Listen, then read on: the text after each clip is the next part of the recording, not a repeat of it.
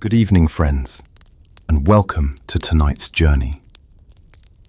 Before we settle in, if you find yourself drawn by these gentle tales, please take a moment to like the video and subscribe, only if what I do here truly soothes you.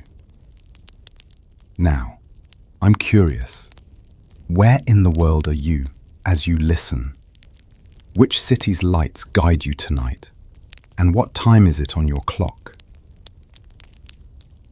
I want to imagine your exact surroundings as we drift along. So, dim your lights, let the day's noise fade. Perhaps turn on a fan for that soft, rhythmic hum. And make yourself comfortable.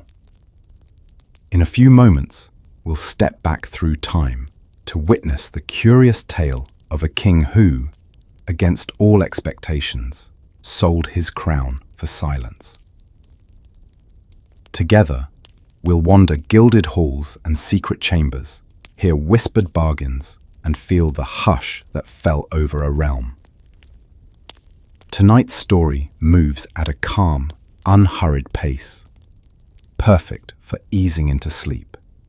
No sudden shocks, no harsh words, just softly spoken history, a tongue-in-cheek smile, and immersive detail as your guide. Ready? Let's begin our soothing voyage into the past. A soft mist curls through the stone-paved streets of Alvaron as dawn tiptoes across the rooftops. Lanterns gutter in wooden stalls, and the hush of early morning is broken only by the clink of a merchant's scale and the murmur of hushed voices. Here, in the heart of the market square, coarse sacks of sea salt sit beside wicker baskets of cinnamon and peppercorns, reminders of distant shores and harder bargains. King Rowan III stands on the marble balcony above, his gaze drifting over the stalls. He watches bellies rumble with need, not ambition, while the crown on his head feels heavier than ever. Taxes levied on every grain of salt and clove have filled the royal coffers.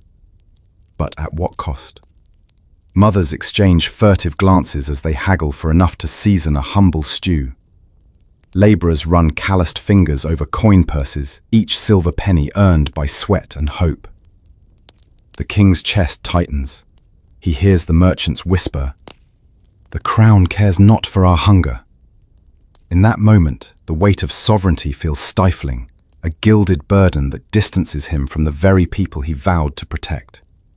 A blacksmith hammers on iron, sparks flaring like silent warnings.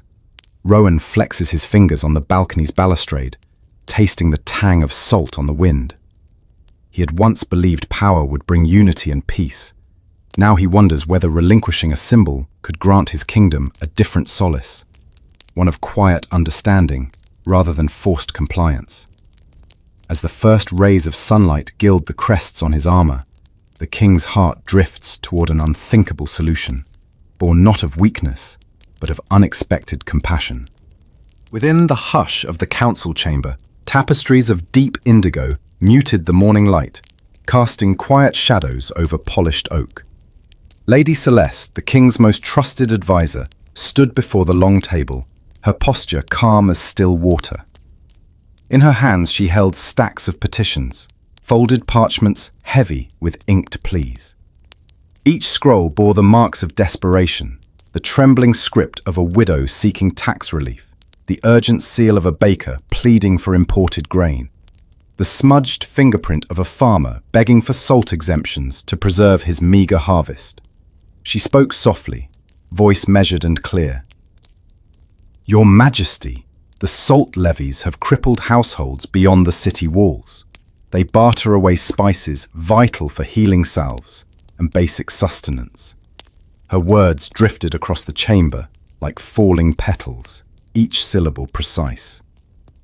Courtiers murmured, shuffling feet on the stone floor, but Lady Celeste's gaze remained steady, meeting the king's eyes without faltering.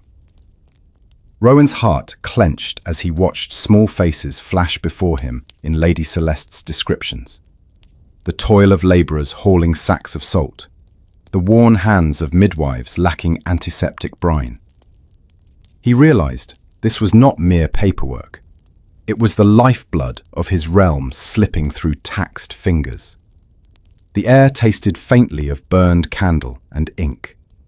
As she completed her report, Lady Celeste bowed gracefully, sealing the room's attention. Rowan rose in turn, a silent acknowledgement of both her wisdom and the gravity of their plight. The petitions lay on the table like quiet cries, awaiting his answer. And in that moment, he sensed the rift between crown and commoner widening with every taxed grain. In the quiet alcove off the grand hall, Prince Emrys leaned against the leaded glass window, sunlight dappling his young face. He was Rowan's only heir, 17 summers of bright curiosity, tempered by the weight of succession. Today, his gaze fell on the distant hills rather than the scrolls he'd been tasked to review. Father and son shared a soft tension. Rowan yearned for counsel, Emrys craved purpose. At last the king approached, the fabric of his burgundy robe whispering across the stone floor. Emrys straightened, meeting his father's gaze. "They suffer, father," he said, voice threaded with compassion. "We cannot ignore their hunger for salt and seasonings." Rowan nodded, folding his arms. "I feel their need as keenly as my own," he replied. He traced the outline of the crest on Emrys's tunic. "Yet power demands sacrifice. My crown must bear burdens the people cannot." Emrys's brow furrowed. But what if the crown itself is the burden? What if its sail lightens more than it takes? A hush settled between them. The distant clang of the blacksmith's hammer echoed through the castle's corridors. Emrys turned back to the window, the young prince's silhouette etched in golden light.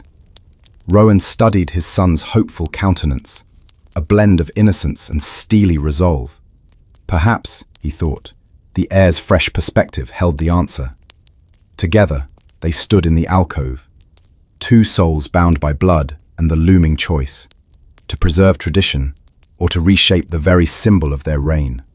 The kingdom's future balanced on that silent exchange. Later that afternoon, Sir Roland strode into the war room, a high-ceilinged chamber lined with maps and spears.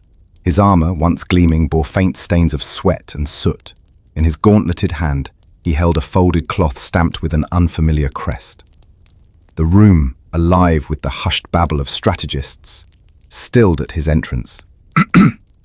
"Your Majesty," Sir Roland announced, voice rough as gravel. He laid the cloth before Rowan. Reports from the taverns are odd. No jesters' laughter, no ale-fueled gossip. Patrons sit in silence, tasting broth as though confessing secrets. He tapped the crest, a stylized forked key entwined with waves. This symbol appeared overnight on the city gates. The salt caravans have halted at the border. Traders speak of a hush descending from beyond. Rowan frowned, leaning forward. The map holder flicked a corner of the cloth. Threads unraveled like whispered warnings.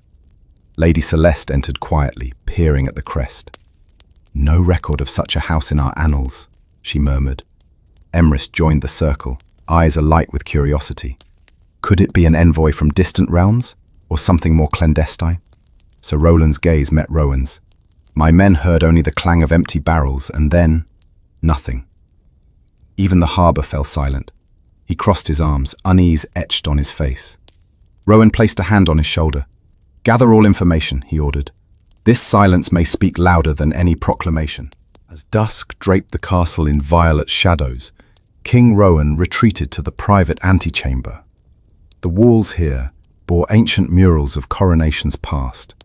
The quiet was almost reverent.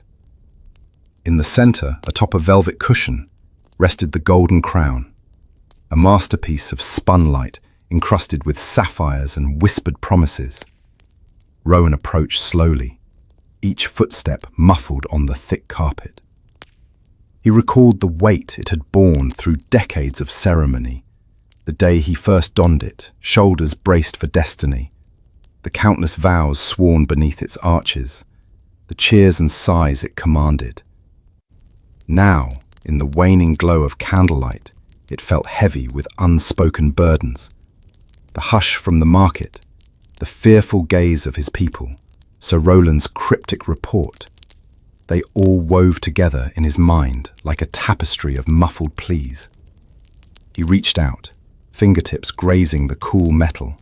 The gems caught the flames flicker and scattered pinpoints of light across the chamber. For a heartbeat, Rowan imagined lifting it high above his head, bestowing silence upon his realm. Perhaps, he mused, enduring peace might be purchased not with gold or steel, but with the relinquishment of this storied symbol. With a steady hand, he lifted the crown from its cushion. The murmur of the corridor seemed to pause, as if the castle itself inhaled. Setting it on a plain oak table, Rowan stepped back and closed his eyes. In that hush, the king felt both fear and relief, as though a lifetime of power had been distilled into a single, quiet choice. As twilight deepened, the castle corridors grew hushed, lit by bobbing torch flames. A discreet summons was sent to Sir Roland, a lone rider, bearing a sealed letter stamped with the king's crest. The messenger arrived at midnight, cloaked and breathless, having crossed windswept moors and silent villages. He knelt before Rowan, eyes wide with urgency. The king broke the seal, scanning the cramped script by flickering torchlight. The plan was set in motion. A clandestine envoy would journey beyond the northern mountains, to the court of Duke Alric, a ruler of modest means but known for valuing unusual bargains. Rowan's heart pounded at the weight of secrecy. No parchment of this nature had ever left the castle walls. The chamber's shadows seemed to lean in, listening. Even Lady Celeste, summoned for counsel, spoke in a whisper, hushed encouragement, thoughtful. Alric's appetite for curiosities is well known. He may pay dearly for such a symbol. Emrys, standing by the hearth, folded and resealed the dispatch with minimal words. Outside, the wind rattled arrows of rain against the narrow windows, as though nature itself cautioned discretion. Rowan watched the messenger depart into the night, the letter tucked beneath his cloak. In that moment, the crown, silent, gleaming, felt miles away. The kingdom had traded open display for covert hope. And as the last echoes of hoofbeats faded, Rowan sensed both relief and dread. The sale had begun, but its outcome remained hidden in the dark. By candlelight in the private study, Lady Celeste and Prince Emrys reviewed the map of northern realms. The parchment was scrawled with mountain passes and turbulent rivers, each route marked with potential danger. Emrys traced a finger along a winding path. Thoughtful. Here, where the river Thorn runs swift, bandits await unwary travelers. Celeste nodded, gently correcting his course. Practical. Our envoy must skirt the marshlands and travel under cover of dawn. They discussed safe houses, abandoned hamlets where a simple meal and fresh cloak might go unnoticed. Celeste's voice was low and practical, Emrys's edged with youthful eagerness. Together, they refined the instructions. Carry no gold, only words of trade and silence. They spoke of codes, subtle phrases that, if overheard, would betray their mission. The atmosphere brimmed with anticipation and a touch of excitement. Rowan entered quietly, placing the key to the royal treasury on the desk, a symbolic gesture, entrusting his heir and advisor with the kingdom's deepest secret. "Guard this well," he whispered. "Our future and our people's peace depends on it." His gaze lingered on Emrys, pride tempered by worry. As the trio bent over the map, the hush in the study felt like the calm before a storm. Each breath measured, each decision weighty. Before dawn, the envoy, a trusted squire named Aldwin, mounted a sturdy steed. His eyes held determination, though sleep clung to his shoulders like dew. Lady Celeste delivered a final blessing at the stables, murmuring words of safety. Emrys pressed a folded cloth to Aldwin's palm, a spare hood dyed to match the Duke's colours, should disguise be needed. Aldwin's journey began under a pale crescent moon. He slipped through the city gate, bypassing sleeping guards by a secret postern door. The air was thick with mist as he navigated the winding road, passing half-hidden mile markers worn smooth by countless travellers. Each hoofbeat echoed like a heartbeat, reminding him of the heavy charge he carried. A crown's fate tucked safely in Rowan's hidden vault. At the forest's edge, night creatures stirred. An owl's call guided him past gnarled oaks. Lanterns of will-o'-the-wisps flickered beyond the brook. He paused at an ancient stone archway, the traditional boundary marker between kingdoms, dipped his hood and pressed on, the fate of Alvaron's hush resting on his swift progress. In Duke Alric's grand hall, torchlight danced on stone walls adorned with hunting trophies. Alric himself stood by the hearth, a broad-shouldered man with keen amber eyes and a salt and pepper beard. He listened as Aldwin, kneeling, presented his credentials, the king's seal and Celeste's discreet cipher. A hush fell over the assembled courtiers. Aldwin spoke of the crown's legendary craftsmanship and the king's desire for silence across Alvaron. He emphasized discretion, noting that only Alric's court would learn of the transaction. The duke's eyes gleamed. He stroked his beard thoughtfully, then ordered fine wine and an assortment of spiced meats. As courtiers watched, he sampled the fare, nodding in approval. A subtle test of trust. Finally, Alric led Aldwin to a private chamber, behind a tapestry of hunting scenes. There he revealed his motive: to protect his lands from a foreboding prophecy that spoke of thunderous armies. He believed the crown's hush might ward off conflict. Aldwin listened, heart pounding. This unexpected belief lent the deal an air of the mystical. As dawn's light crept through narrow windows, Alric sealed their pact with a quill stroke on parchment. No gold exchanged, only promises of secrecy and mutual respect. Aldwin left laden with hope and the hush of new alliance. A week later, the messenger returned to Alvaron with the sealed parchment of agreement. He found Rowan in the throne room, empty save for the crown now resting on its oak pedestal. Emrys and Celeste stood nearby, their faces taut with expectation. The king broke the seal and read Alric's words aloud, a solemn vow of silence, that no trumpet would sound against Alvaron's fortifications, and no envoy would speak of the crown's sale. In return, Alric would dispatch rare medical salts, blessed by his court's healers, to soothe fevers and restore health to Alvaron's people. Rowan's eyes moistened at the promise of mercy for his subjects. He turned to Celeste. Prepare the treasury to release the salt shipments to Emrys. Your cloak and code will carry word of peace across our borders. The hush in the room was profound. History itself seemed to pause. Rowan stepped to the oak table, lifted a simple iron key, and unlocked the hidden chest beneath. Inside lay the crown, destined for a new vault beyond the mountains. As the lid fell shut, the kingdom exhaled.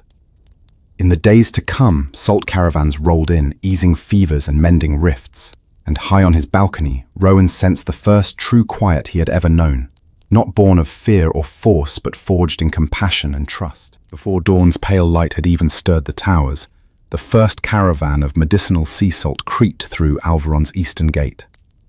Wagons laced with spruce boughs released a sharp, clean scent into the cool morning air. Town criers, heralds of the new peace, stood ready, their voices hushed yet hopeful. Families gathered at the ramparts, gaunt children, wearied mothers, labourers with swollen joints. Each person received a small leather pouch stamped with the royal crest, heavy with granules said to soothe burning fevers and cleanse infected wounds. The broker in charge, a rotund merchant named Marcellus, moved among them with both reverence and relief. By the king's grace, he announced, these salts come at no cost to you. Murmurs of gratitude rippled through the crowd. Mothers pressed the pouches to their chests, fathers bowed their heads. Even the town crier's bell tolled softly, as though respectful of the caravan's tranquil purpose. As the wagons moved on toward outlying villages, the people lingered, empty pouches in hand, hearts far lighter than when they'd arrived. No trumpet fanfare, no grand procession, just simple kindness carried on wooden wheels. At last, the hush that had settled over Alvaron broke, not in uproar, but in relieved. The king's decision resonated in each handful of salt, extending beyond palace walls to the very streets where life faltered. Character appearance: Marcellus, mid-50s, round-faced, wisps of grey in his black cap. Leather jerkin dusted with salt, bright, kind eyes. Character actions: unclasps leather pouch, dips hand into salt, lifts it in offering, nods respectfully to villagers. Inside a modest timber cottage on the outskirts, Eleanor the herbalist waited anxiously. Her husband Tobin lay feverish in a straw-stuffed bed, his brow slick with sweat. Midwives crowded the room, their tears reflecting worry. When Eleanor crushed a pinch of the royal salt into warm water and dabbed it gently across Tobin's forehead, the change was almost immediate. His laboured breathing eased, colour returned to his cheeks. Word spread swiftly: the king's salt heals. Neighbours peeked through windows, curious and hopeful. Eleanor shared small doses, rinsing fevers, cleaning wounds, calming coughs. Each application carried a whisper of reassurance that the throne now tended to its people's ills. By nightfall, Tobin sat up, weak but smiling, and the midwives embraced one another in disbelief and joy. News of this miracle reached the palace, where Rowan listened from his private chamber. The soft glow of the hearth illuminated his thoughtful face. He closed his eyes, picturing Eleanor's cottage and a once fractured family whole again. In that simple act of healing, he saw the true power of the crown redeemed, not in ceremonies, but in compassion. Character appearance: Eleanor, early 30s, flaxen hair bound in a linen kerchief, brown wool dress, gentle, determined eyes. Tobin, mid-30s, dark hair matted with sweat, rough spun shirt. Character actions: crushes salt, stirs water, applies the saline cloth to Tobin's brow, steps back as he breathes easier. In the village square, gossip transformed into reverent storytelling. Groups formed beneath gnarled oaks, where elders and children alike gathered. A travelling bard named Soren arrived, lute in hand, and strummed a gentle tune as he wove a ballad, The Salt of Kings. His lyrics spoke of a sovereign who traded gold for grace, and the people who found relief in humble grains. Listeners swayed to the melody, voices low and awed. They sang of the caravan's clatter, the first healing drop on a fevered tongue, the quiet dignity of a king who prized his people's health over his own glory. Even traders passing through paused to learn each verse, committing lines to memory and spreading them downstream to other settlements. Back in the square, children chased one another in playful silence, mimicking the hush that had fallen over the realm. The square's stone fountain, once silent, now gurgled in the morning sun, as though nature itself celebrated newfound harmony. The people's laughter was soft but genuine, like doves cooing at dawn. Rowan, overhearing these whispers from his balcony, felt a warmth he had not known in years. The kingdom's pulse quickened, not with fear but with hope. In the hush, life flourished. Character appearance: Soren. Late 20s, sandy hair in loose braid, simple tunic decorated with musical notes, bright, expressive eyes. Character actions: strums lute, sings softly, gestures to listeners, smiles as villagers join in chorus. At the Merchants' Guild Hall, business resumed with renewed vigour. Salt traders, once shackled by heavy taxes, now negotiated fair exchanges for grain, textiles and healing herbs. The guildmaster, a stern woman named Rowena, presided over the first post-sale assembly. She tapped a wooden staff on the table, calling attention. "By royal decree," she announced, "the salt tax is lifted in exchange for service, healing the sick and mending the wounded." Gasps rippled through the hall. Traders exchanged nods of approval. Ledgers were updated in neat ink. One by one, they pledged wagons and manpower to distribute the royal salt to outlying hamlets, ensuring no household remained forgotten. In return, they received trade rights on newly charted routes and permission to rebuild aging bridges, both symbols of renewed trust between crown and commerce. Late into the evening, Rowena tallied commitments, her stern countenance melting into satisfaction. The hum of quills on parchment, and the murmur of optimistic conversation filled the chamber. The economy's heartbeat quickened, guided by compassion rather than coercion. The salt trade, once a source of strife, had become an engine of unity. Character, appearance. Rowena, mid-40s, sharply cut auburn hair, grey trading robes embroidered with a scales and salt emblem, precise steel-grey eyes. Character actions. Taps staff, calls roll, shakes hands with traders, stamps parchments. That evening, King Rowan III returned to his balcony, the breeze carrying distant laughter and the faint clatter of trading wheels. The sky blazed with stars, and below, the castle's banners fluttered softly in the hush. He rested his palms on the stone railing, savouring the quiet triumph of a kingdom healed. Emrys joined him, handing his father a clay mug of spiced cider warmed by the hearth. "They grow stronger each day," the prince murmured, eyes reflecting lamplight. "And the people sing your praise not for pomp, but for care." Rowan smiled, lifting the mug. "I sought the silence of peace," he said softly, and found the murmur of gratitude instead. Together, they watched the kingdom breathe, a living tapestry stitched from simple acts of mercy. The crown, now distant, had cast a long shadow of hope. In the hush of night, Rowan felt the weight of future duties transform into gentle purpose. As the wind whispered through the battlements, the father and son stood united by the lesson that true power lies not in symbols, but in the hearts they touch. Character appearance. King Rowan III, in a dark tunic, Prince Emrys in a soft cloak, distant torches dotting the city below. Character actions. Holds mug, gazes downward, nods in quiet reflection, exchanges a solemn smile. Morning light filtered through stained glass windows of the royal council chamber as courtiers gathered, murmuring in low tones. Word of the sea salt remedy's success had spread, but so had the astonishing news of the crown's sale. Sir Isabella, the chamberlain, called the meeting to order with a measured tap of her ivory staff.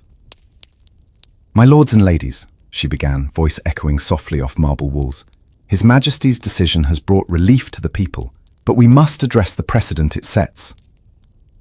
Some advisers exchanged uneasy glances. Lord Harcourt, senior marshal. "Sire, relinquishing the crown, even temporarily, risks encouraging unrest. If symbols can be bartered, what prevents other powers from demanding more?" A hush fell. Lady Mirabelle, mistress of coin, countered. "Yet the treasury overflows with gratitude, not scorn. Alveron's coffers bear a richer harmony than gold alone." Rowan sat silently, fingers steepled, listening to arguments he'd already weighed in solitude. The chamber's ornate tapestries depicted war and coronations. Now they seemed to whisper of shifting tides. As debate swirled, the hush established by the salt sale lingered. No raised voices, only reasoned concern. Rowan, finally, his tone calm. "We navigate uncharted waters. Let compassion guide our symbols, not fear." A map of Alveron's trade routes lay unfurled on the table, peppered with wax seals marking incoming salt shipments. Through frescoed archways, late spring breezes stirred summer-blooming vines. Though opinion was divided, a sense of unity pervaded. No one denied the good wrought by that simple grain. In that silent accord, the council found rare common ground, forging a new understanding of power's purpose. In the Queen Mother's solar, a cosy chamber scented with lavender and beeswax, Countess Evelyn paced by a window overlooking the rose gardens. Dowager Queen Mylis, draped in silver-grey velvet, watched her daughter warily. "Evelyn," she said, "the king's compassion is noble, but we must consider legacy." Evelyn paused, turning to face her mother. Challenging. "A legacy built on fear or on favour?" she asked, voice tinted with challenge. "Our people sleep without fever, without worry of salt shortages. Is that not the truest testament to a ruler's wisdom?" Mylis, exchanging a look with her lady-in-waiting, Celine, a slender woman in midnight blue, whose embroidered gown bore tiny salt crystal motifs.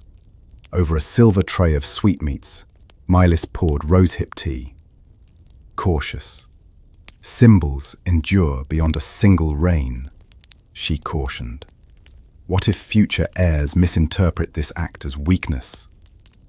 Evelyn sipped her tea, amber liquid warming her throat, thoughtful, or as strength born of empathy. She traced a thorn-pricked bloom on the windowsill. I see a queen's promise, that power serves the people. Their debate wove through dusk's soft glow. Outside, the castle's torches sprang to life, lanterns guiding night gardeners tending fragrant beds. Though tension lingered, the hush of mutual respect prevailed. In the quiet, between mother and daughter, the heart of a kingdom found room to grow beyond brittle tradition. A foreign envoy from the Mediterranean court of Duke Valentin arrived unannounced, his ship's sails still visible on the distant harbour. In the audience chamber, Rowan received Ambassador Marzio, a tall, olive-skinned man draped in crimson silk and gold embroidery. Courtiers hushed as Marzio bowed deeply, extending an exquisitely carved box of exotic spices. Marzio's amber eyes flicked to the empty throne behind Rowan, thoughtful. Your Majesty, news of your crown's sale and the miraculous salves has reached my port. I respectfully request audience to understand this. Puzzled, unique diplomacy. He opened the box. Saffron threads, frankincense tears, and black-tongued myrrh. Curious. May we learn your methods? Rowan inclined his head, voice steady, calmly. Silence can be as powerful as sound, he replied. My people needed healing more than ceremony. In exchange for this symbol, I sought the means to soothe their ills. Marzio's smile was wry, amused. In my homeland, crowns remain immutable, thoughtful. Yet your choice speaks of a sovereignty beyond gold.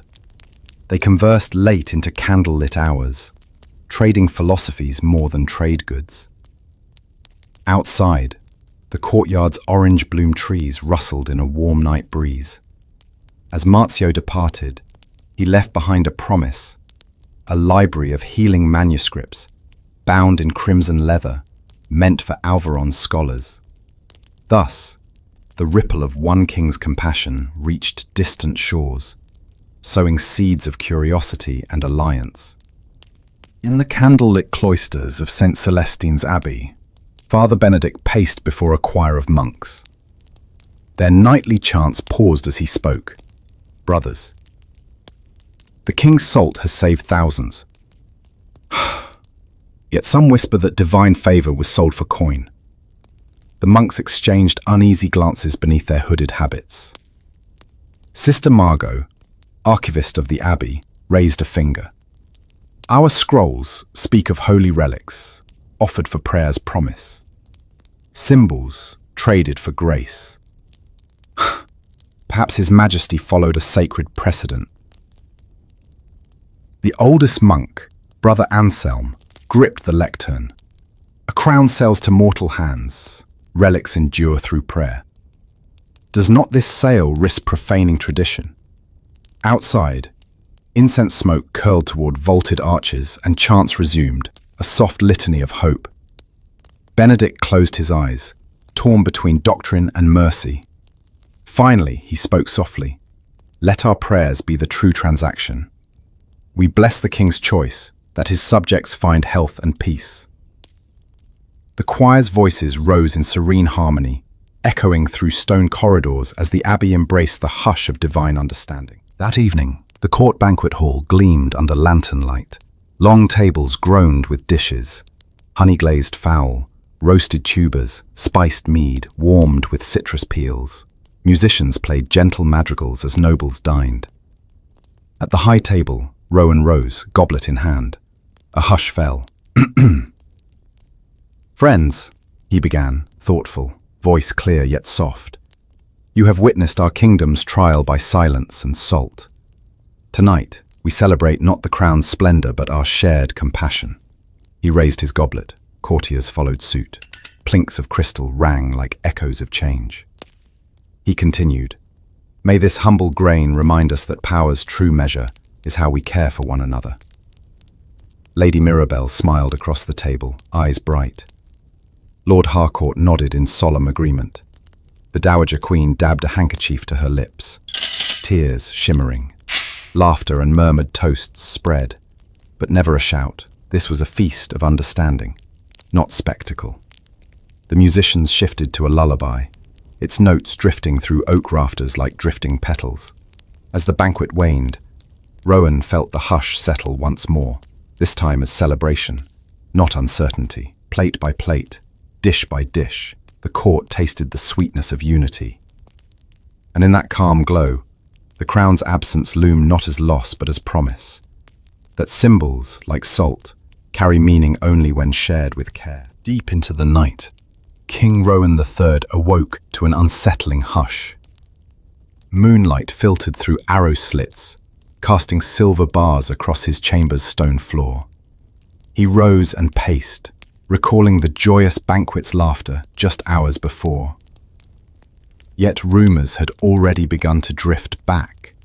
Whispers that the crown, now hidden away, had surfaced in distant courts as a bargaining chip. Could compassion be mistaken for ease of manipulation? He donned a plain cloak and slipped into the castle's lower corridors. Torches sputtered, guards nodded wordless greetings. In the shadow of the armory, the clang of metal on metal broke the empty silence. A lone blacksmith labouring by lamplight. The thud of hammer on anvil echoed Rowan's heartbeat. He paused at the doorway. Memories surfaced. The day his own coronation crown had glowed above him, promising stability. Now, separated from it, he felt both liberated and adrift. The hush he sought had become unpredictable, its gentle promise threatened by misinterpretation. Rowan inhaled the sharp scent of heated steel and pushed onward, determined to face the uncertainties birthed by his bold choice. At the forge, Garan the blacksmith paused his work. Sparks drifted like fireflies as he straightened, wiping soot-darkened hands on his apron. He recognized Rowan's silhouette and bowed without surprise. "Your Majesty," he murmured, voice rough. "Forgive my persistence, but some fear the crown's new absence invites foreign ambition." Rowan studied the bellows glow dancing on Garen's weathered face. Thoughtful. "Tell me what you hear," he said quietly. Garen's gaze hardened. "Travelers speak of envoys testing our defenses, probing gates unchallenged, then disappearing into the night. They claim no one dares raise alarm, for they know the crown's price." He lifted a newly forged horseshoe. Annoyed. "They believe our king cannot punish them without his symbol." Rowan's jaw clenched. The soft power he had sought was yielding unintended consequences. Yet, as Garan returned to his anvil, Rowan realized. True strength lay in balance, mercy paired with vigilance. He placed a hand on the smith's broad shoulder. Determined. "We will guard both crown and kingdom," he promised. By dawn, Lady Celeste rode out with 2 scouts to inspect the northern trade route. Mist draped the pines, dew trembling on ferns. They reached the faltering salt caravans. Wagons stalled at a collapsed bridge over the River Thorn. Merchants argued with guards. Packs of salt spilled into muddy banks, the white crystals sinking into dark water. Celeste dismounted, assessing the damage. She knelt, scooping damp salt and smelling its brine. "The bridge's stones were sabotaged," she said. Scouts scanned the tree line, No footprints beyond the slide. Celeste's eyes narrowed. Some sought to undermine the Salt Pact, to reclaim leverage over Alvaron. She stood and addressed the merchants. "We will rebuild swiftly, and no toll shall be levied. Your deliveries matter more than tribute." Relief rippled through the caravans. Celeste signaled the scouts to follow her back to the castle with urgent news. The kingdom's promise hinged on safe passage. Yet, it would endure if nurtured by resolve as well as generosity. Back in the palace courtyard, Prince Emrys practiced sword drills with his page Liliana, her youthful swings precise. Each clash of steel rang out against the marble facades. Emrys paused, sheathing his blade, and beckoned Liliana closer. Thoughtful. "Do you ever doubt the king's choice?" he asked, watching her dark curls bounce in the morning breeze. She blinked, lowering her practiced sword. "I hear whispers among the guards.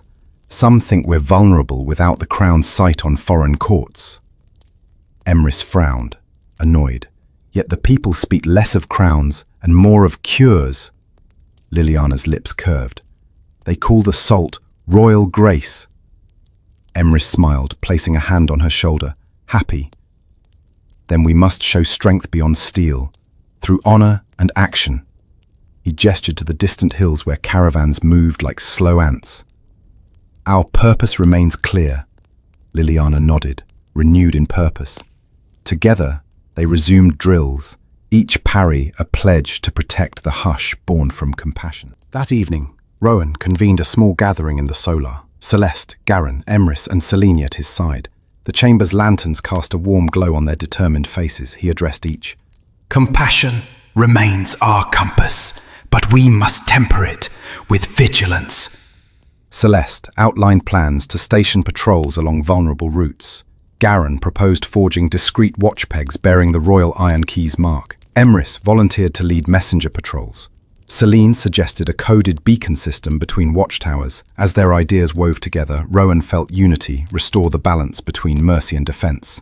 He rose, voice steady. "Let the crown's silence endure not as weakness, but as testament to our people's value. We guard it with wisdom and steel." They raised cups of spiced cider in solemn toast. Outside, the night sky stretched vast and calm. In their alliance, the king found reassurance, the hush born of salt and compassion now sheltered by collective resolve, ensuring Alvaron's peace would not falter. Dawn broke on the Festival of Salt, a new annual tradition in Alvaron's countryside. Long wooden tables lined the village green, piled high with cured fish, hearty breads, and steaming stew. Each dish seasoned with the king's gifted salt. Colourful pennants fluttered in the breeze, bearing the intertwined emblems of crown and salt shaker. Children wove between stalls, faces alight, dipping salted honeycomb and trading clay token gratitude coins, stamped with the royal crest. At the festival's heart stood a simple stage, draped with white and gold cloth. Here, Sir Roland offered a solemn toast to our sovereign's compassion, which turned salt into solace. His voice, though firm, carried warmth that resonated through the crowd. Musicians on lute and flute accompanied a soft dirge turned celebratory melody, its notes rising and falling like the tide. Villagers bowed their heads briefly in thanks, then raised mugs of spiced cider in unison. Yet even in this jubilation, subtle whispers emerged. Merchants comparing yields, elders exchanging tales of fevers cured, a few worrying glances toward the empty palace silhouette on the distant hill. The hush of gratitude mingled with undercurrents of uncertainty. Could this peace endure? But as the sun climbed, laughter triumphed over doubt. The Festival of Salt embodied a kingdom transformed, one where simple crystals carried the weight of hope. In a humble stone schoolhouse at the village edge, Mistress Bryn prepared her lesson on geography and commerce. Wooden maps hung on the walls, depicting Alvaron's mountains, rivers and trade routes, now marked prominently in silver to denote the salt caravans. Rows of wooden benches held eager children, quills poised over parchment. Bryn dipped her quill in inkwell. "Class, who can tell me why salt was once a luxury here?" A hush fell. Young Alric raised his hand, voice trembling. Because the crown taxed every grain? Smiling. Exactly, Bryn replied. But our king sold his most precious symbol to bring salt to all, so none need barter with hunger. She passed around a small wooden box of salt, letting each child crush a grain between thumb and forefinger. They inhaled its briny scent, eyes widening at its power. These crystals healed fevers, soothed wounds, Bryn continued. They remind us that remedies need not be costly. Outside, through latticed windows, the distant hum of festival drums provided a soft backdrop. As the bell rang, children filed out, pockets heavy with salt sachets. Bryn watched them go with quiet satisfaction, the next generation learning that leadership could be measured in mercy as well as might. At the old Crossroads Inn, a cloaked stranger slipped from his mount as dusk settled. His travel-worn boots scuffed the threshold's threshold. Innkeeper Maris, eyes sharp as flint, greeted him. "Welcome, traveller," she said, voice low. "Seek hearth or news?" The stranger leaned forward, hood shading his face. "I seek word of the crown's new journey," he whispered, retrieving a folded parchment bearing a foreign seal. Rumour had reached distant realms. Alvaron's king had traded his symbol for silence. Some hailed him a visionary, others a fool. Maris poured ale into a pewter tankard. "You'll find both opinions here," she murmured. The stranger sipped, lips pursed. "My Lord Buyer fears betrayal. He sends scouts to test loyalty." His amber gaze flicked to the inn's rear exit. "If the crown's absence sows doubt, my master will demand more than salt." Maris's hand hovered near a hidden dagger. "Trust is earned, not sold," she replied quietly. "But here you'll find no sign of disloyalty, only gratitude." Outside, the inn's lanterns glowed against encroaching night. The stranger's eyes glinted, uncertain whether mercy or mistrust held the kingdom's fate. In the castle's war room, Rowan convened Sir Roland, Lady Celeste, and Emrys. Maps sprawled across the table bore new marks, possible routes of foreign scouts. The hush of earlier harmony had given way to cautious vigilance. "Maris's messenger warns that our buyer tests us," Roland reported, voice firm. Celeste hovered over the maps. "We must demonstrate loyalty, not just with salt, but with clear proof of our pact." Emrys leaned in, pointing to a border fort. "Let us invite emissaries there, show them the salt stocks, and hear our people's thanks firsthand." Rowan nodded. "Agreed. We will host a public ceremony at Fort Thorn. Let every witness see how salt has healed and united us." He traced the route with a steady finger. "Arrange for messengers to accompany foreign scouts. Let transparency be our shield." As the council dispersed to carry out orders, Rowan lingered, staring at the crown's empty silhouette carved into the oak door. He realized that silence demanded both faith and demonstration. The solemn hush of salt must be reinforced by open trust. Fort Thorn's sunlit courtyard, villagers and soldiers gathered around stacked barrels of salt. Foreign scouts watched from the parapets. Rowan stepped forward, flanked by Emrys and Celeste, the wind billowing their cloaks.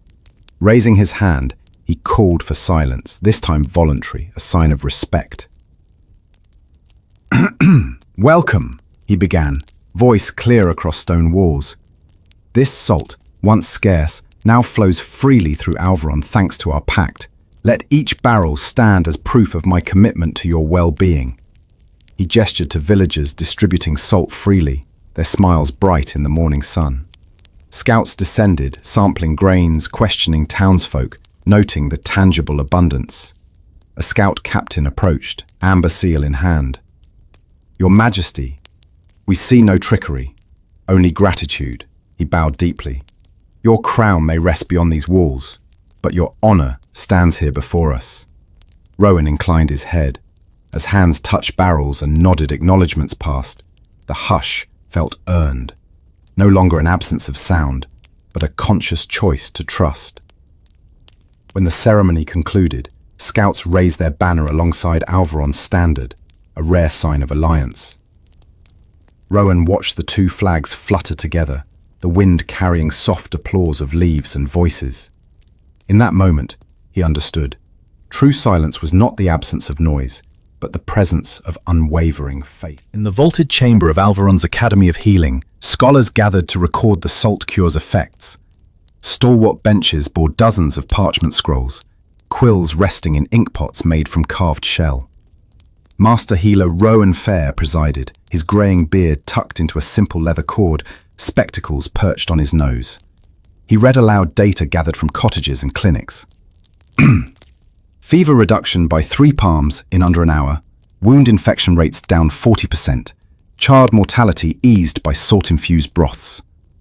Apothecaries nodded, murmuring technical terms, antiseptic crystallization, osmotic balance. But to common ears, it sounded like incantations promising relief. Lady Celeste watched from the back row, her lips curved in a quiet smile. In the balconied alcove, Prince Emrys observed scribes copying notes onto vellum. Outside, the midday sun cast lattice shadows through arched windows, illuminating motes of dust that danced like drifting seeds. When Rowan III closed his tome, he proclaimed, "This knowledge must be shared beyond our walls." Apprentices cheered in subdued delight. The academy would send scholars to every hamlet, ensuring each healer knew the proper salt dosage. In that grand hall, once reserved for dusty theory, practical compassion became the curriculum. In the Abbey's infirmary annex, Sister Margot organized a conference of healers and midwives. Woven tapestries muffled the echo of footsteps as each practitioner shared stories of salt's gentle miracles. An elder's septic wound cleansed in 2 days, a mother's fever quelled before midnight, a farmer's cough soothed by brine gargles at dawn. Candles flickered over clay bowls of saline wash and bundles of fresh herbs. Margot passed each around, guiding hands in technique. Thoughtful. "Remember," she intoned, "the saline must be warm, not scalding, like a mother's soothing breath." A hush settled. Healers bent forward, soaking up every word. When a young midwife confessed doubt, hesitantly, "What if salt fails those most in need?" Margot laid a gentle hand on her shoulder, softly. "Then we learn, adjust and continue." Firmly. Science and care walk hand in hand. Outside, the Abbey's chant drifted through stained glass, blessing their purpose. These quiet rituals knitted faith and medicine together, ensuring each practitioner carried both knowledge and compassion. In the distant kingdom of Corinthia, King Albrecht's court buzzed with gossip of Alvaron's salt pact. Ambassador Freydis reported back, smoothing her silk robes beside the throne's carved eagle. "Your Majesty," she whispered, "their Healers' Academy sends emissaries. Their troops march without war horns, and they wield salt instead of swords." King Albrecht, a stern man draped in sable fur, leaned forward. "They call that strength?" His advisors exchanged uneasy looks. A court scribe, quill hovering over parchment, dared to reply. "Perhaps their power answers questions differently, but it unsettles us." Albrecht stood, voice low but commanding. "Dispatch a delegation, offer our own salt for peace. But let us temper it with clear intent. If compassion falters, we must be prepared." The court bowed. Outside, the Corinthian banners fluttered under midday sun, bearing the motto Virtus et Concilium, strength and counsel. In that moment, the ripples of Alvaron's hush reached beyond their borders, challenging old notions of might. In the workshops beneath the castle's eastern wall, artisans labored to craft ornate salt cellars, a new royal commission. Carved from alabaster and inlaid with silver, each container bore the interlaced symbols of the crown and salt shaker.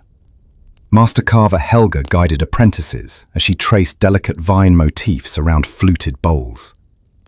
"Salt is now more than seasoning," Helga murmured over the rasp of chisel on stone. "It's a token of peace to be displayed proudly." An apprentice paused, marveling at a petal-shaped carving.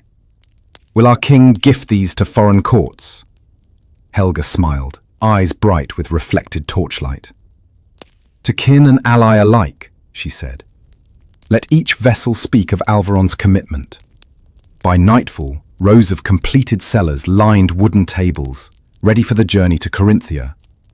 The hush of creativity melded with the promise of diplomacy, each handcrafted piece bridging kingdoms through art and empathy. As moonlight bathed the castle courtyard, King Rowan III sat beneath the ivy-clad archways, pen in hand. He composed letters to neighboring rulers, to Corinthia, an offer of salt cellar gifts, to distant courts, detailed accounts of Alvaron's cure program. His script flowed in steady loops and careful flourishes. Each line carried his conviction that symbols bind more than ceremonies. They forge trust.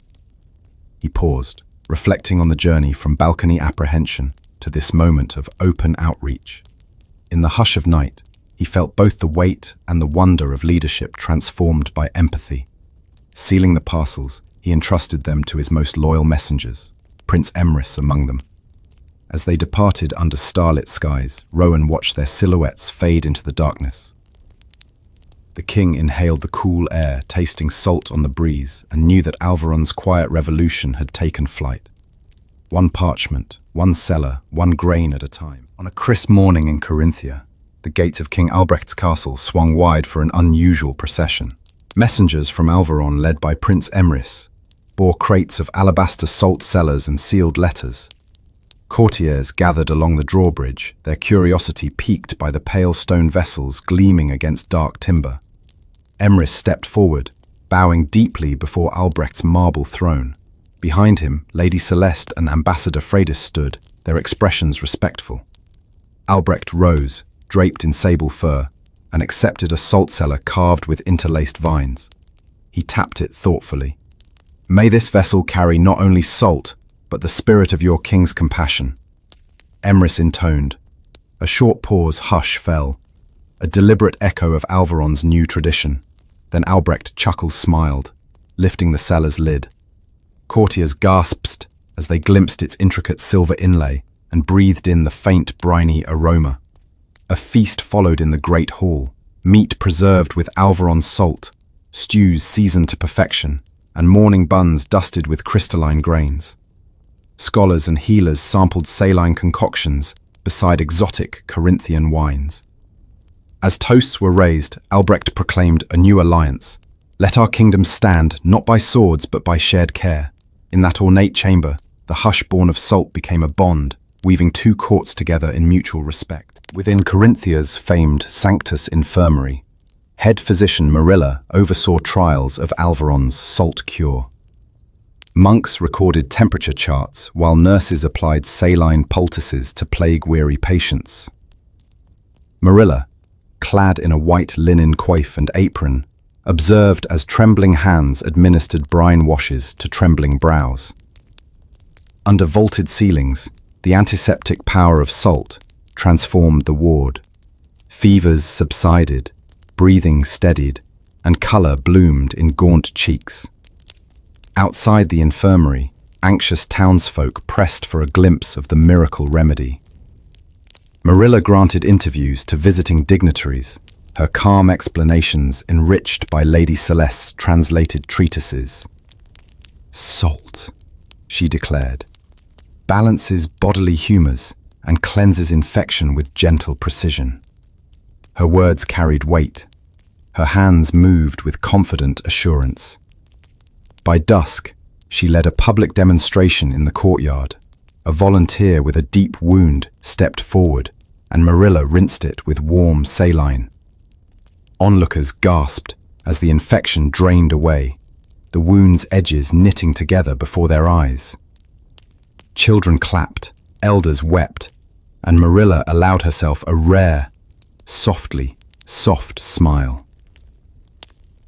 The Academy's knowledge had crossed borders, deepening the hush of hope and healing. Back in Alvaron, merchant markets brimmed with demand for imported Corinthian salt and homegrown shipments. Yet whispers of oversupply began to ripple. Village traders fretted that priceless salt cellars might flood the market, devaluing their livelihoods. In the bustling St. Giles market, Weavers and coopers paused their haggling to debate fees and salt prices, a testament to both prosperity and perturbation. Lady Mirabelle convened guild representatives in the merchant hall, a grand space of carved columns and stained glass windows. She tapped a ledger with her quill. Thoughtful. "Our people deserve affordable salt," she began, "but we must safeguard artisanal trade.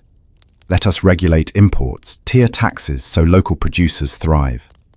Traders nodded, ink-dipped quills scrawling new ordinances. Agreements forged here balanced abundance with tradition. Outside, common folk sampled salted bread and cheese, tiny gestures of culinary delight. Children chased one another past stalls of pickled vegetables, their laughter bright against the murmur of negotiation. The sun glinted off barrels of salt bound for distant counties. In this lively square, abundance and accountability danced hand in hand, each grain measured with care. At the Academy of Healing, Master Healer Rowan III observed a new concern. Salt overuse in preservation threatened soil fertility in nearby farms. Cartographers sketched maps showing salinized fields near river deltas where excess brine had seeped into the earth.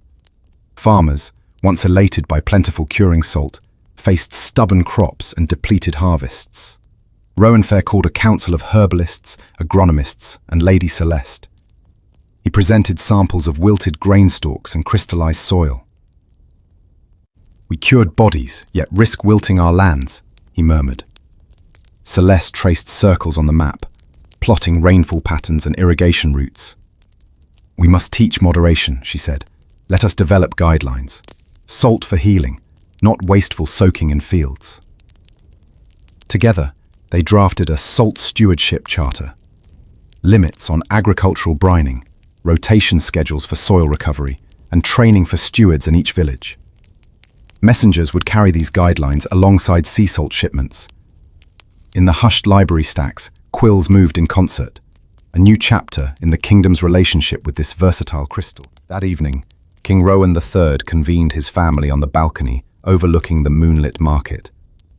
Celeste, Emrys, and Lady Mirabelle joined him, each bearing a vial of crystallized soil, a salt cellar prototype, and the freshly sealed salt stewardship charter. Rowan inhaled the night air, tasting the faint brine carried on the breeze. "Our journey began in search of silence through compassion," he said softly. "But compassion requires wisdom and adaptation." He held the charter aloft. "Tomorrow, we distribute these guidelines across every hamlet. We honor salt's gift while nurturing our land and people." Emrys stepped forward, placing the vial of soil on the balustrade. "May our kingdom thrive in body and earth alike." Celeste laid down the prototype cellar. "May generosity never become greed." Mirabelle offered a gentle nod. As the moon cast silver paths across the stone, the royal family stood united. In that tranquil hush, they understood.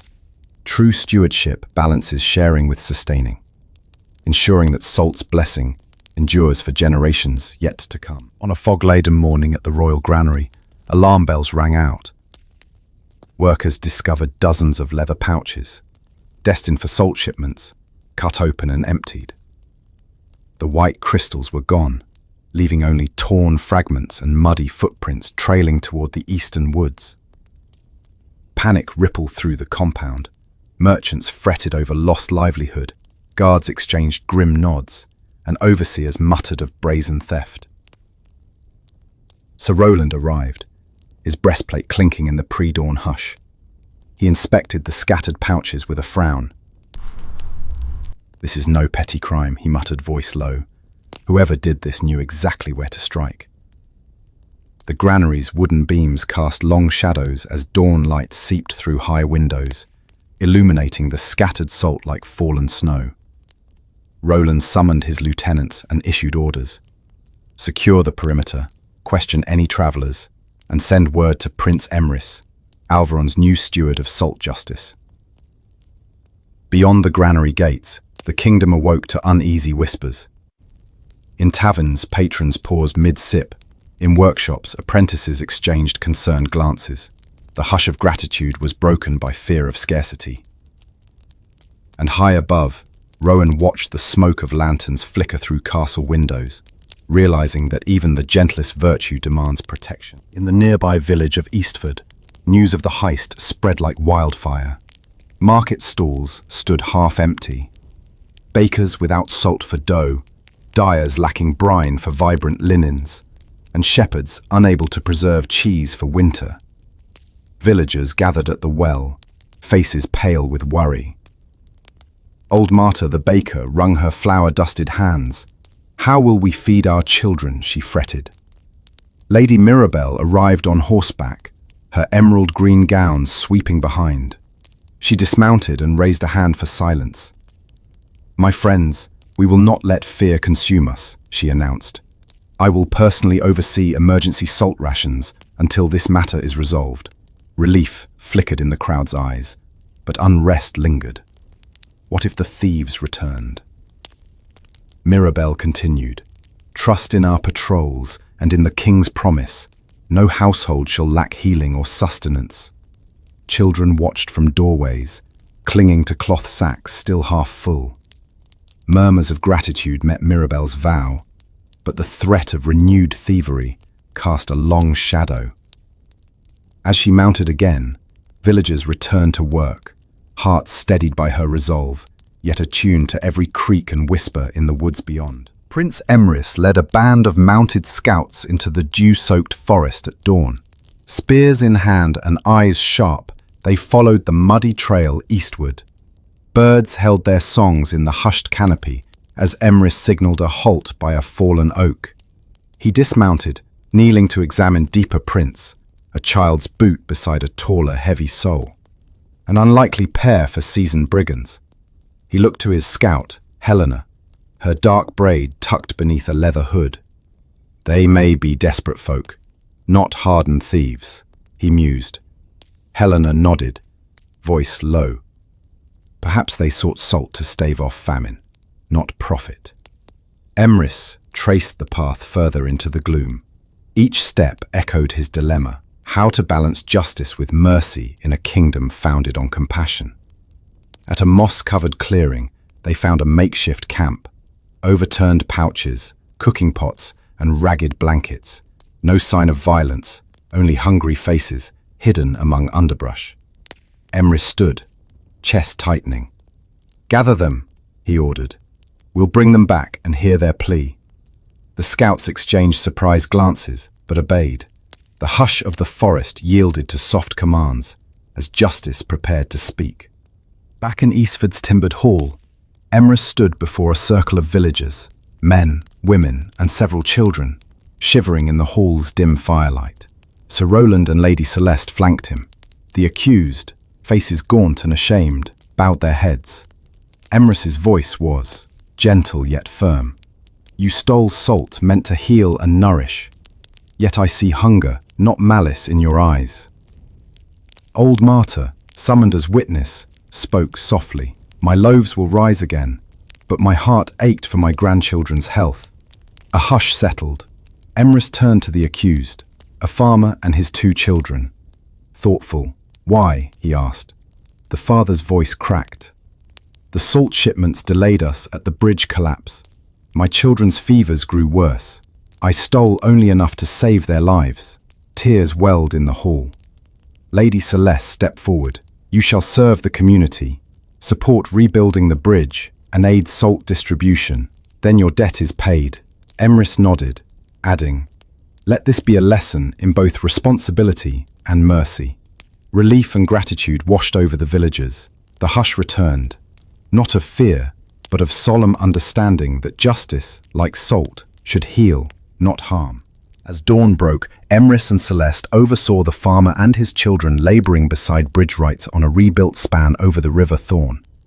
The farmer's hands, once trembling, now guided stones into place. His children carried pouches of salt to drying racks. Villagers paused in their routines to nod encouragement.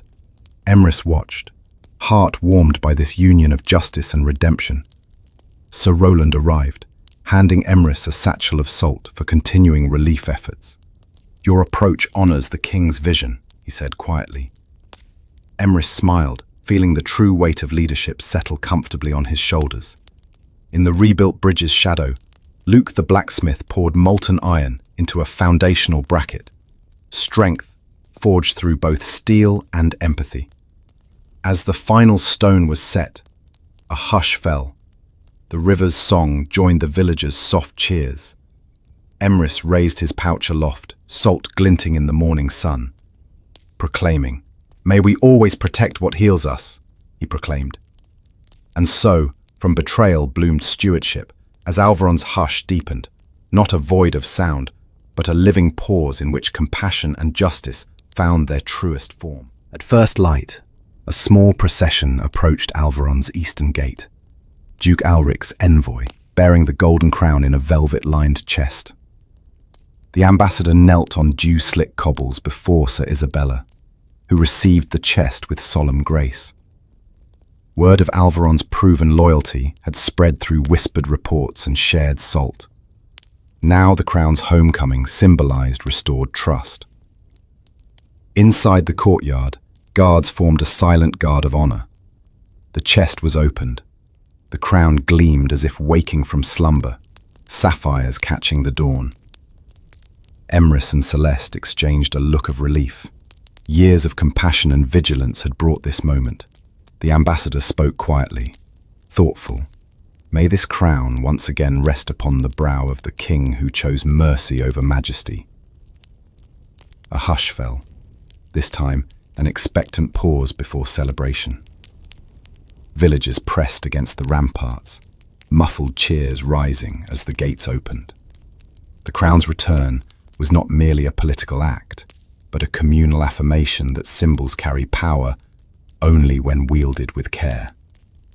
Rowan watched from a high balcony, his heart both light and heavy, ready to reclaim the symbol, yet changed forever by its journey. In the council chamber, tapestries of past reigns seemed to glow with newfound warmth, as the crown was placed once more upon its velvet cushion.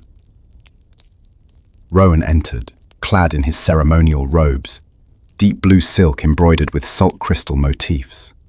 He paused before the crown, remembering the nights he'd spent without it, guided by compassion rather than pomp. Lady Mirabel rose to speak.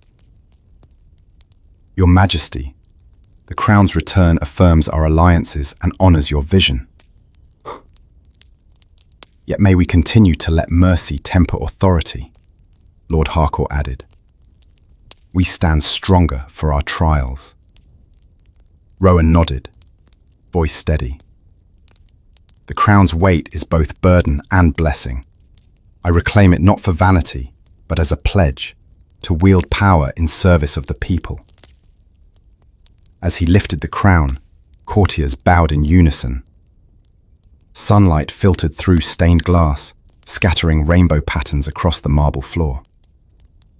In that moment, the symbol and the sovereign were reunited, no longer at odds, but united by the journey they had shared. That afternoon, heralds rode out to neighboring realms, bearing word that Alvaron's crown had returned, its absence and homecoming both learning and legacy. Banners were hoisted along trade roads and salt caravans bore pennants of blue and gold. Town criers announced the news in market squares, their voices ringing. The king's mercy has crowned him once more. Along the Silk Route gateway, merchants paused, blessings on their tongues. Caravans that had once detoured for diplomacy now resumed their journeys with renewed fervor. Women carrying children stopped mid-stride to watch the heralds pass, clasping small pouches of salt to their chests.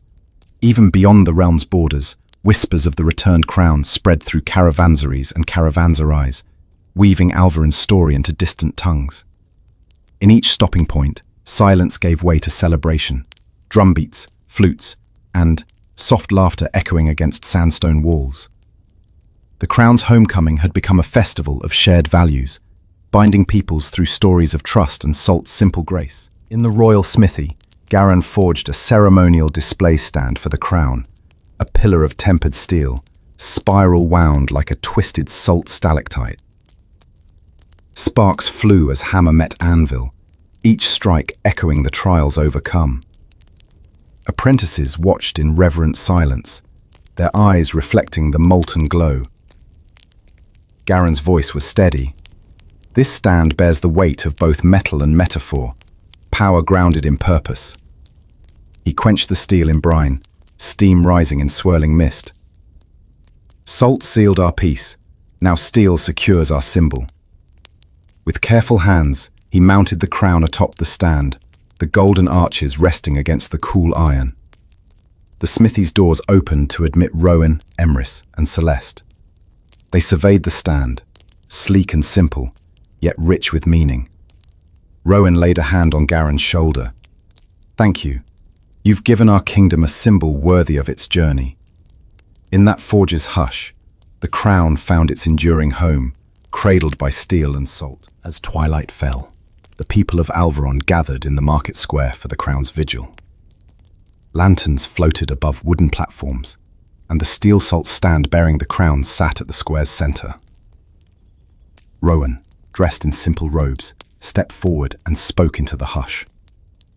"Tonight, we honor not just the crown, but the choices that shaped it, the courage to share, the wisdom to govern with compassion." Families lit salt lanterns, hollows filled with brine and a wick, their glow symbolizing healing light. A soft breeze carried their gentle flames across the square. Children released small boats of salt dough into the fountain, watching them drift in quiet reflection. Rowan's final words drifted above the lantern glow. "May this crown remind us always that true power lies in service." In the hush that followed, neither silence nor noise but a mindful stillness, the realm found peace. Lanterns bobbed, faces glowed, and the crown's vigil became an annual testament to Alvaron's enduring promise that mercy, like salt, is the essence of life. A fortnight after the crown's vigil, Alvaron scholars unveiled the inaugural Salt and Sovereignty Symposium in the Grand Hall of the Academy. Long benches lined with velvet cushions faced a dais where Master Healer Rowan III, Lady Celeste, and visiting dignitaries awaited the first presentation. Candles flickered in brass sconces, casting a golden glow on tapestries depicting the kingdom's salt trade. Rowan III stepped forward, unrolling a large parchment chart. "Today, we examine how salt reshaped our social contracts," he announced. He traced data lines showing reduced illness rates alongside rising civic participation.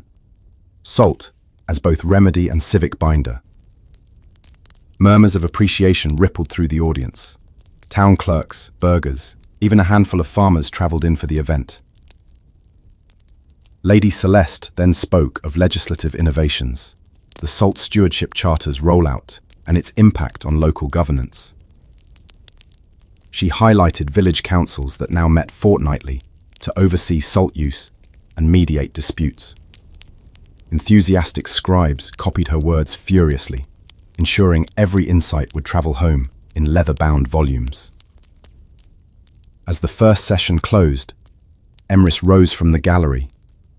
"Tomorrow," he said, "we'll discuss the crown's return as a case study in symbolic diplomacy."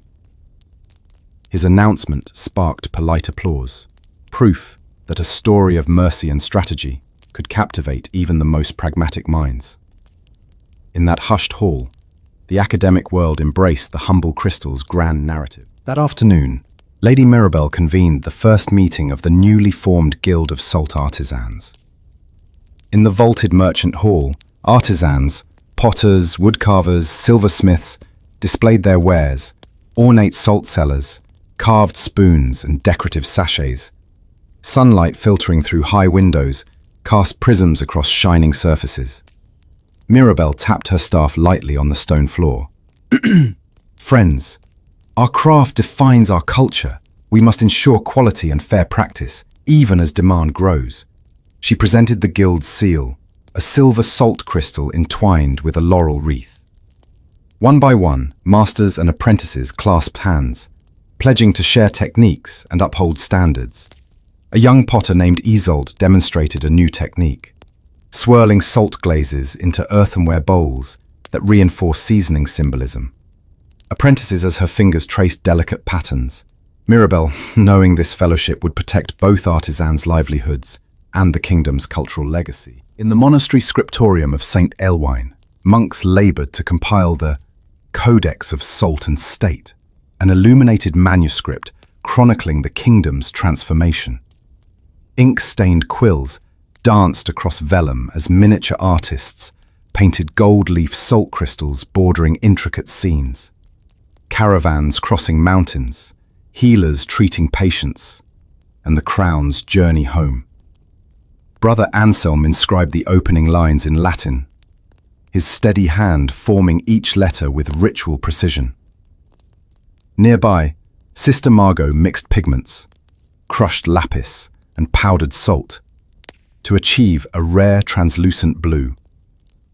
Their chants rose softly, melding devotion and scholarship. When the work paused for vespers, the abbey bells rang, and monks processed through cloisters, carrying lanterns lined with salt crystals to symbolize enlightenment.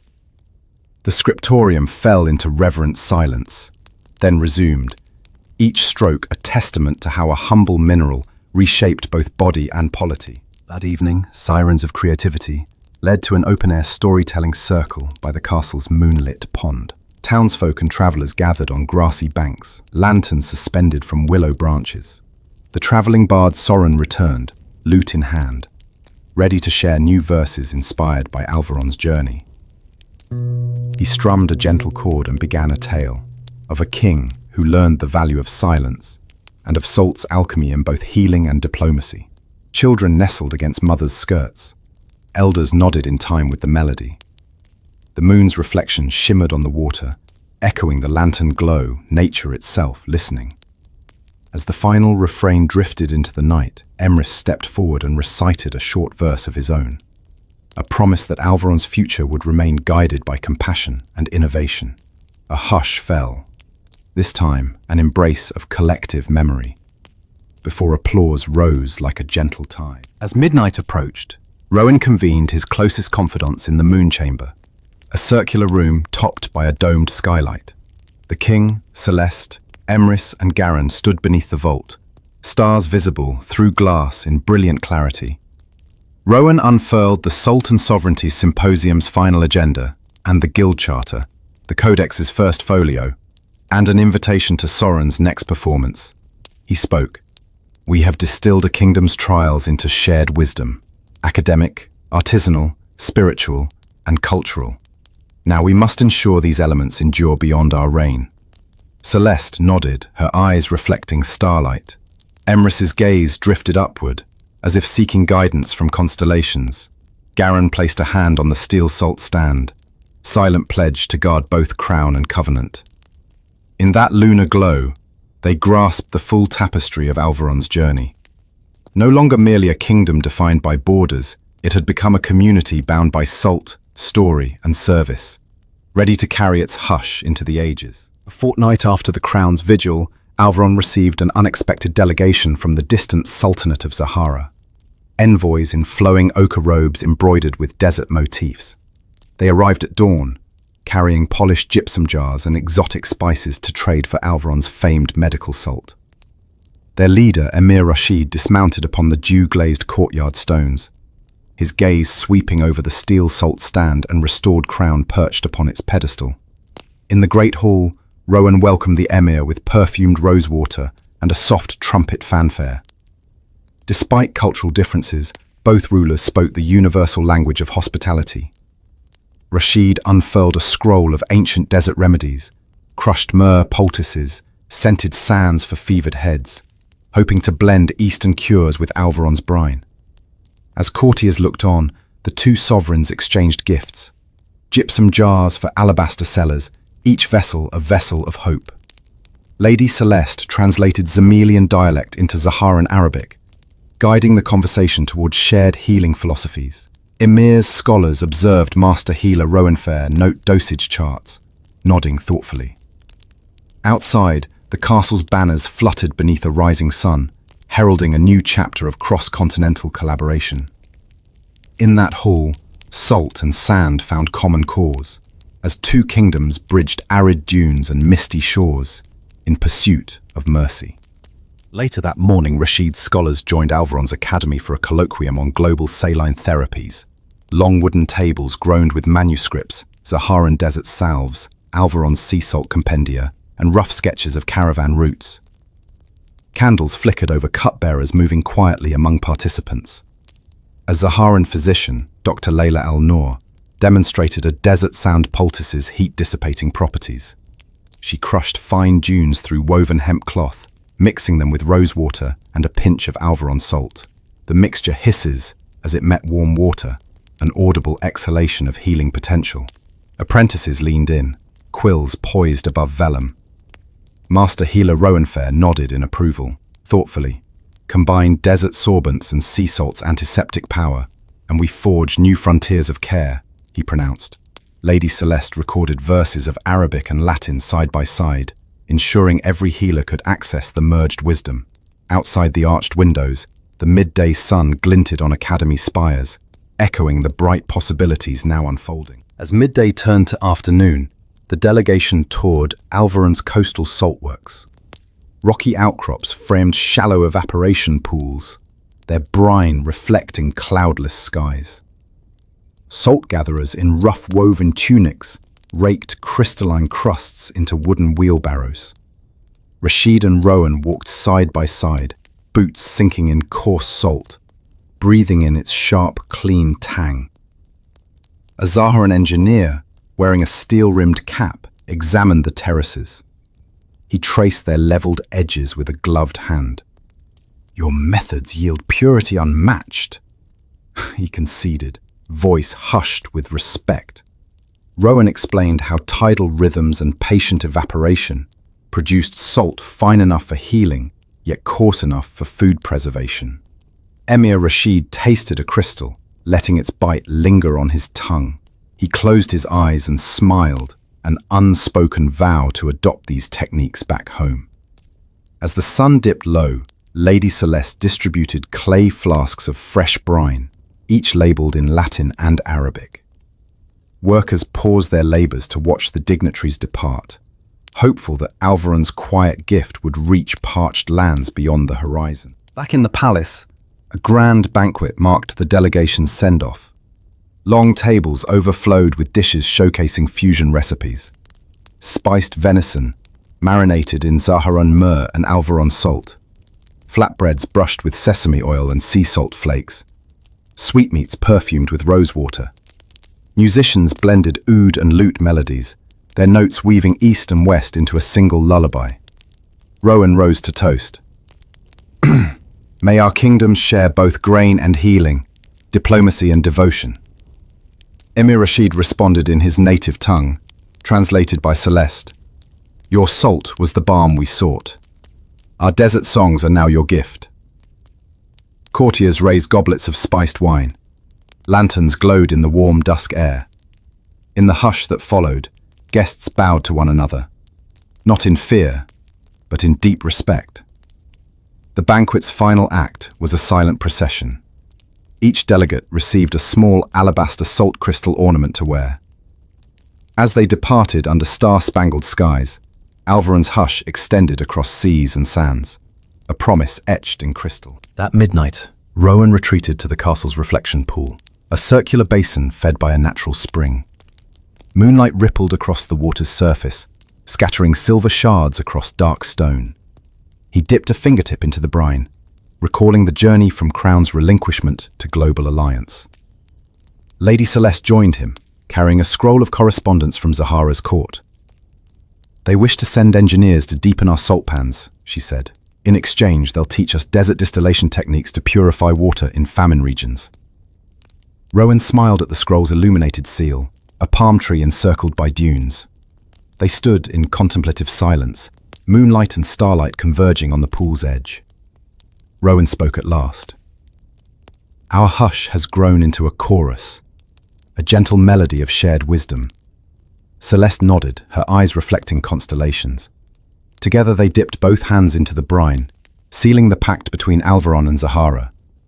In that serene moment, the king understood that silence, like salt, is transformative, preserving the past, healing the present, and seasoning the future with hope. A month after Zahara's delegation departed, Alvaron faced its first true test, an outbreak of river fever in the lowland marshes. Reports reached the palace by midday courier. Villagers too ill to travel. King Rowan convened an emergency meeting in the war room, where maps of the marshlands lay spread on a stone table. He traced a swollen river line with a gloved finger. "We must reach them before the fever spreads," he said. Lady Celeste proposed assembling mobile healing units, carts stocked with salt, herbs and distilled water, so Roland volunteered his fastest riders to escort the units through foggy bog paths. Prince Emrys offered to lead medical apprentices he'd trained. As planning progressed, the hush of calm purpose settled over the gathered council. Republics of compassion and strategy replaced earlier celebrations. Alvaron braced itself for a new battle, one fought with brine and bedside vigil rather than blades. At dawn, mobile carts rolled out of the east gate, each led by Sir Roland on horseback.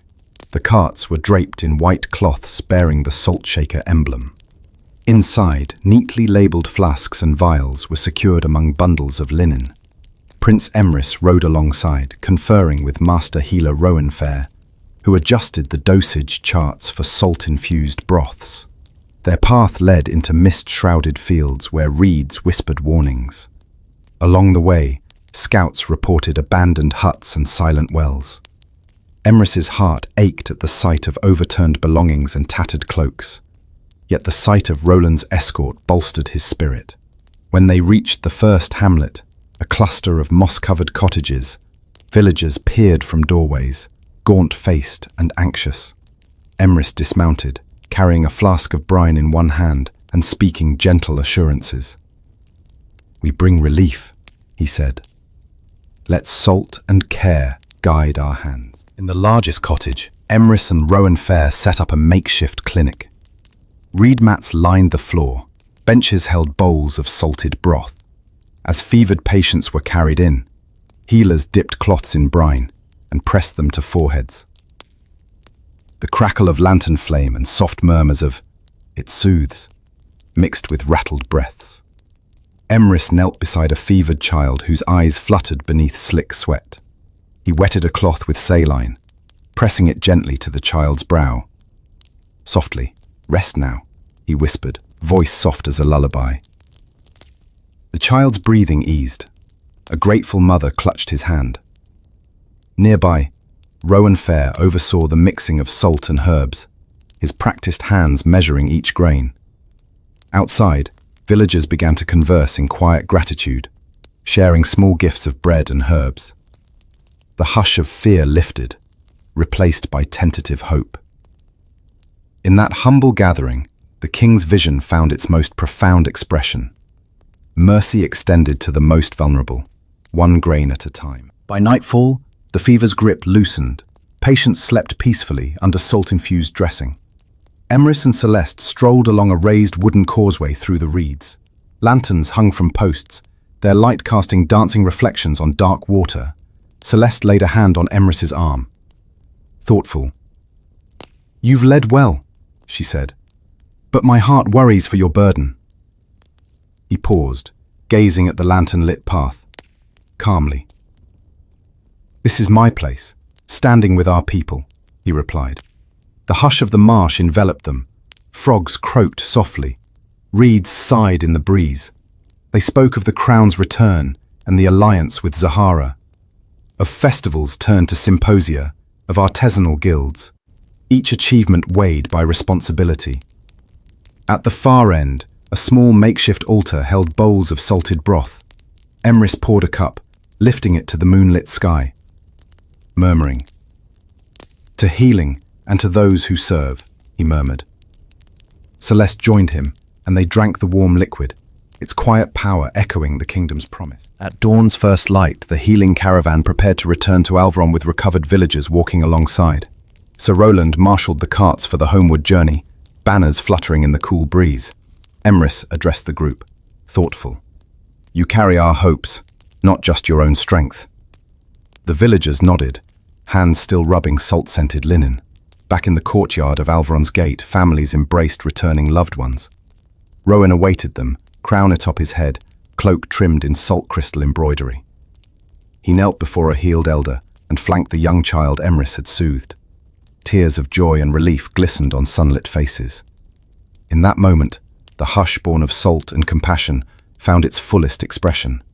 A kingdom's leaders and people united in care. Rowan rose, voice resonant, solemn. Let every healed soul remind us of our purpose, to serve with humility and courage. The crowd murmured in soft agreement, and the healing caravan's banners formed a gentle ripple across the courtyard. A final testament that true power lies in the quiet restoration of life. A year had passed since the River Fever campaign, and Alvaron's first House of Salt and Service opened its doors in the rebuilt west wing of the castle. Sunlight streamed through arched windows onto polished stone floors where novice stewards, sons and daughters of farmers, smiths and merchants, learned to manage salt distribution records and counsel travelers. Master Steward Leora, once a humble salt gatherer, led the ceremony, her voice calm yet rich with pride. She guided the novices through vaulted corridors lined with illuminated manuscripts, the Codex of Salt and State, the Guild Charter, and the Zaharan treatises. Each scroll represented a milestone in Alvaron's evolution, from crown-centered power to service-driven stewardship. As a young apprentice unfurled a chart of village consumption, Leora explained, thoughtful. Here lies the balance between supply and sustainability. Your duty is to honor both. Outside, villagers paused at the gate, observing the new institution. Some bore gratitude tokens, woven baskets of lavender and wheat, symbols of community support. The hush in the courtyard wasn't a silence of uncertainty, but one of attentive respect for the steady hum of service.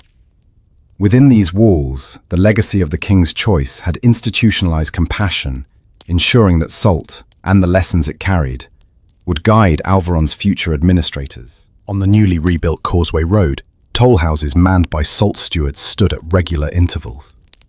Lady Celeste rode the route with Leora's protégés, inspecting each post.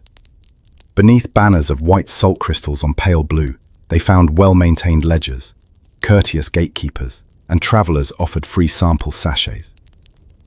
The orderly exchange contrasted sharply with the road's former disrepair. A merchant caravan bound for Zahara approached, its camels kneeling on flagstones worn smooth. The steward at Gate 7 greeted them, amber seal in hand, and offered, masterful guidance on safe passages, and rest houses stocked with salted provisions. The caravan leader bowed deeply, remarking on Alvaron's model of hospitality. Celeste dismounted to speak with a caravan guard, pleased praising the steward's diligence. The hush that fell over the stones felt like a shared sigh of relief. Commerce flowing freely, trust cemented by service rather than tariffs. In the coastal harbour, saltshore workshops thrummed with activity. Shipwrights reinforced hulls to carry salt-laden barrels. Coopers crafted barrels stamped with the Royal Iron Key mark. Dock workers unloaded chandeliers of salt crystals bound for inland markets. Amid the bustle, Garin supervised the brine quenching of new anchor chains, now a signature of Alvaron's maritime pride. He demonstrated the process to a visiting Zaharan engineer, his soot-streaked face illuminated by lanterns swinging in the salt breeze. Explaining. Brine quenching tempers steel, Garin explained, thoughtful. Just as our salt tempered discord into unity. The engineer nodded, jotting notes. Nearby, Emrys tallied shipping manifests, cross-referencing them with stewardship guidelines to ensure no community went without. The harbour echoed with creaking ropes and rolling barrels, but beneath it all lay a steady rhythm of purpose. A maritime hymn to service over spectacle. Within the Hall of Feasts, Lady Mirabelle hosted a culinary symposium celebrating salt's cultural journey. Long trestles bore dishes, Zaharan spiced pastries, Corinthian bread cured with alpine salts, and Alvaron's own salt-preserved fish. Chefs from across the alliances demonstrated techniques, inviting onlookers to taste and compare. Plate by plate, guests discovered subtle differences, Zaharan salt's desert dry grains lending crispness to flatbreads. Corinthian salt's grey hue imparting a mineral earthiness to stews. Alvaron's sea salt infusing brine-sweet balance. Conversations buzzed in multiple tongues, translated by Celeste and a cadre of linguists.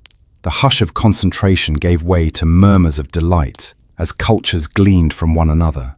In that vaulted hall, salt proved once more to be a bridge, its granular texture binding disparate traditions into a shared feast. At sunset, Rowan convened a final review of the Crown's legacy, an annual assembly on the castle's ramparts. Councillors, stewards, and guildmasters formed a broad semicircle beneath painted skies. He recited the year's achievements, expanded stewardship schools, thriving trade routes, healing campaigns beyond Alvaron, and cultural symposia uniting courts across seas. As he spoke, flags bearing the Salt Shaker emblem fluttered alongside the kingdom's banner. Emrys and Celeste stood at his side, embodying the partnership of youth and wisdom. When Rowan paused, a hush settled over the assembly, neither silence of doubt nor of fear, but of collective pride. Then, in customary fashion, they released a handful of salt crystals into the wind, symbolizing the dispersal of Alvaron's lessons to the wider world.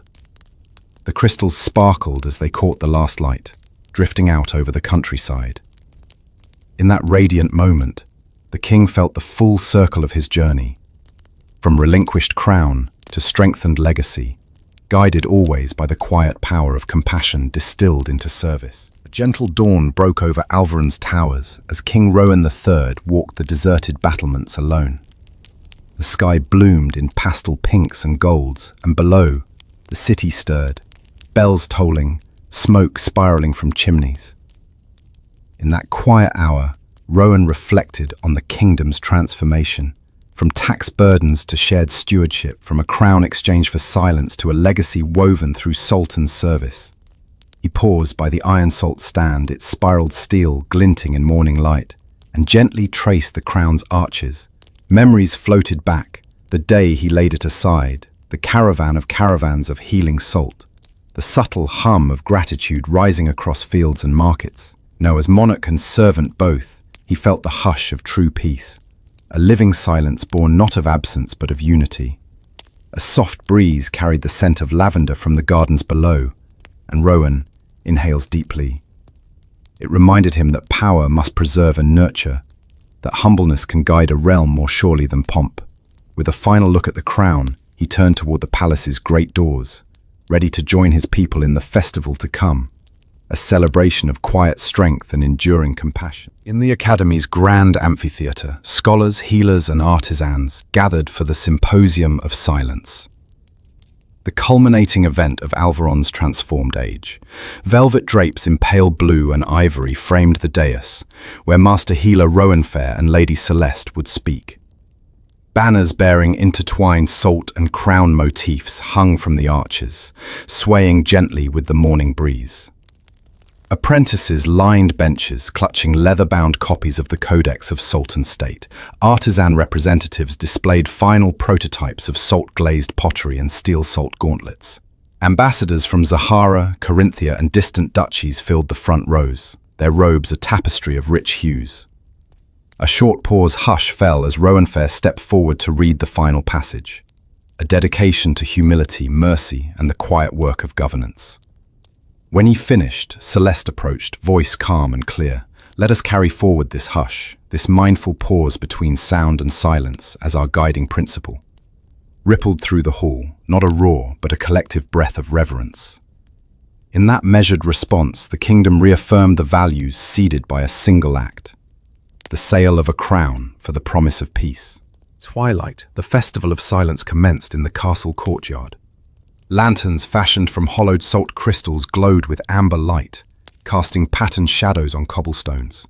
Musicians tuned soft strings and flutes, preparing a hush lullaby composed by Soren, its gentle melody designed to mark the kingdom's rested heart. Rodrigo the bard stepped onto a raised wooden platform, lute in hand.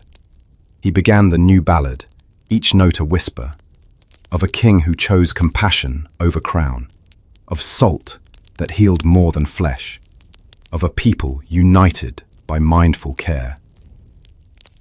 As the melody drifted through the silent courtyard, families gathered, shoulder to shoulder, children leaning on mothers, elders closing their eyes. The hush was deliberate, a shared vow of calm in a world too often loud. When the last chord faded, the crowd bowed their heads, honoring the moment. Rowan, standing at the courtyard's center, closed his eyes and breathed with them, his heart filled with quiet pride. As night deepened, Rowan led a procession to the reflection pool beneath the moon chamber. Courtiers and commoners alike followed in pairs, each carrying a small dish of salt-infused candle wax. Their soft footsteps echoed in the moonlit corridor, and when they emerged into the open chamber, they beheld the pool's still surface shimmering beneath the stars. Rowan spoke in a slacking. Tonight we honor the hush that binds us, our promise to serve, to listen, and to heal. He lit the first salt candle, its flame dancing on the water's ripples. One by one, others followed, filling the chamber with a constellation of gentle lights. As the final wick flickered alive, Rowan released a handful of salt crystals onto the pool. They drifted outward, carried by moonlit ripples, each a silent testament to Alvaron's journey. In that serene circle, the kingdom's leaders and citizens shared a sacred quiet, forging bonds beyond rank or station. Back in his private solar, Rowan settled into a high-backed chair cushioned with white and gold. The hush of the evening lingered, a soft echo of the pool's ripples and the courtyard's lullaby. Lady Celeste placed a warm cup of spiced salted tea at his side, its steam curling upward like a promise. He took a slow sip, letting the briny sweetness settle in his bones. We began with a single act of trust, he mused, and built a kingdom of mindful service. Celeste offered a gentle smile. Our legacy now lies in every steward's ledger, every healer's poultice, every artisan's creation. Rowan set the cup aside and gazed toward the open window, where stars glittered above Alvaron's silent ramparts. May our next generations honor this hush, he whispered, carrying it beyond these walls, across seas and sands, wherever hearts seek peace. As he closed his eyes, the hush wrapped around him like a soft cloak, and the echo of salt and silence drifted him toward restful sleep. A monarch content that his crown's quiet journey would outlast his reign. Lo now, dear listener. Let your mind rest on that silent crown, gleaming in memory even as its gold gathers dust. Imagine the hush that followed the sail, the streets quiet, the court subdued. The hush of evening settling on stone walls. No clamour, no clatter, only the gentle beating of your own heart, the soft thrum of your surroundings mirroring our tale's calm. In that quiet, find comfort. The world's demands ebb like a gentle tide, leaving only you and the whispers of long-ago choices. Feel your breath lengthen, your thoughts soften. The story winds to its close, but your journey toward rest continues, guided by the hush, the gentle humor, the curious hush of history soothing your mind. As this chapter fades, hold on to the stillness. Let its warmth cradle you into sleep, its gentle cadence rocking you through the night. Tomorrow, when dawn arrives, you'll awaken refreshed, your dreams touched by whispers of a king who traded power for peace. Until then, drift away in quiet wonder,